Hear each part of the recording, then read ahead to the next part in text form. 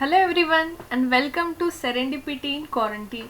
Today we are going to see the 10th standard polity NCERT Democratic Politics Part 2, and we are going to see chapter 6, which is political parties. So as we know, India is a democratic country, and in this we conduct regular elections in which political parties play very important role. So what are political parties? So they are the one of the most visible institution of democracy.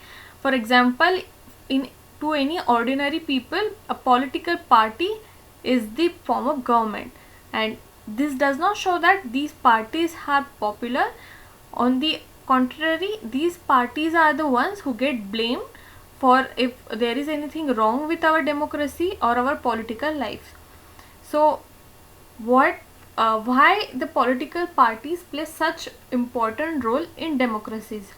So we'll see what is the meaning of them.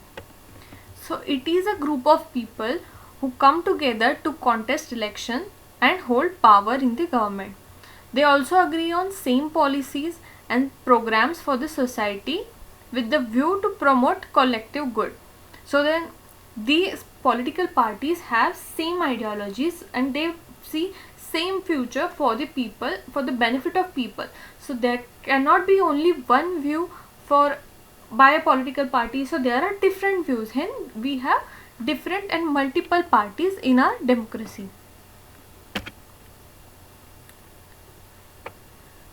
This picture show that these leaders represent multiple types of political views, and from which the voters can choose their leaders. So what political parties do? They try to persuade people so why their policies are better than the other. So there is always a political competition between them. So these parties reflect the fundamental political division in the society. Hence these parties involve partisanship. So what is a partisanship? A partisan is a person who is strongly committed to a party or a group or faction. So partisanship is marked by tendency to take side and inability to take a balanced view on an issue.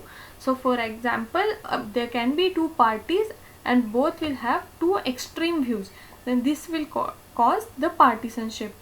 So the party is known by which partisan and for which policies it supports and those whose interest it upholds. So political parties have three main components. First is it must have a leader, then it must have active members and followers. So what are functions of political parties? So first one is they contest in elections. So these parties select their candidates in different ways.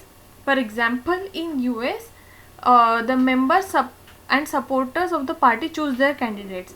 But in case of India, top party leaders choose candidate for contesting election. So second one is party put different policies and programs and voters choose from them. So as we know that there are large number of similar opinions which have been grouped to provide direction in which policies can be formulated by the government. Then third role is these parties play decisive role in making laws for the country. So as we know, after getting elected they become part of the legislature, hence they make the important laws for the country. The parties also form and run the government. Next one is these parties help in those who don't get elected, they form the opposition parties, so they play role of opposition. So what does it mean? They voice different views, they criticize government for its failure or wrong policies. Then parties also shape public opinion. For example, if there is any major issue which should be highlighted, then parties represent their opinion, and regarding this public also form their opinion. The next one is parties provide access to government machinery and welfare schemes implemented by the government. For example, for an ordinary citizen, it will be more easier for him or her to approach his local party leader rather than government officer, Hence they act as a front of the government for the local people, so they can approach them for any kind of problem. So why these parties are necessary? So let us consider, if we don't have parties and still we are a democratic country, then what will happen? For example, there will be all independent candidates. Then every candidate in election will be not be able to make any promises which are bigger, or any major policy changes which are not in his capacity. Then are they those who get elected will be accountable for their constituency, but no one will be responsible for the overall whole country to be run. So these problems can be created. Also, we see that in case of panchayat election, there are no parties, but still there are panels made by the people coming together having same ideologies. So these are also similar to party system. So for in our country, which is very diverse and very large, we require party system to represent diverse population. So the rise of political parties is directly linked to emergence of representative democracy. So how many parties should we have? So in case of democracy, any group of citizens is free to form a political party. So totally there are 750 parties registered today with Election Commission of India. But all these parties are not serious contenders in the election. So what we need, some serious parties on which people can focus, and so that people would not get confused to who to vote. So there are some countries in which only one party is allowed to run the government. These are called one party system.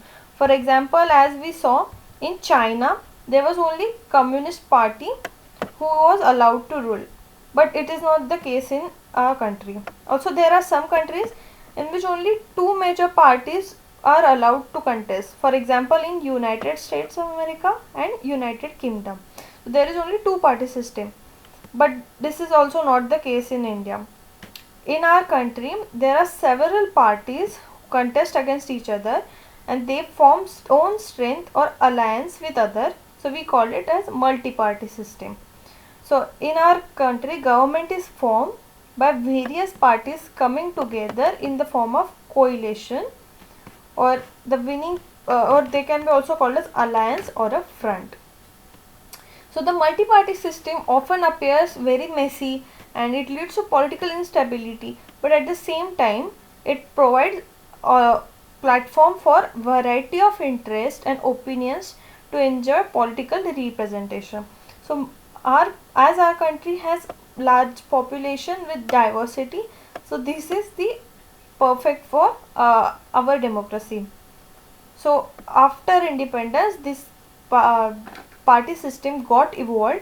As we know that after independence only Congress party was in majority, but later on it got transferred into multi-party system, and later on even the state parties got the permission to elect in the government.